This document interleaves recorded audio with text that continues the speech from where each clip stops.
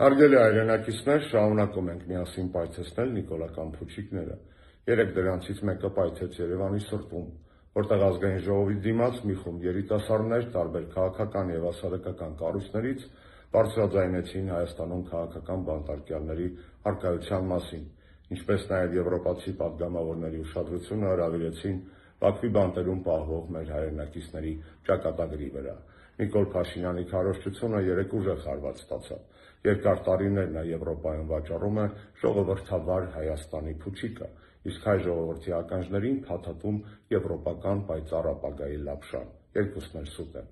Դա էր պատճառը, որ երեք հայկական Facebook-ի տիրույթում ընկել էր այրվող եւ վառված ուսապարկերի գարշահոտությունը, որոնք փորձում էին հակադարձել պարզ իրողություններին։ Շնորհակալ եմ եվրոպացիային պատգամավորներին, որոնք բարձրաձայնում են Հայաստանում խայտառակ վիճակի մասին,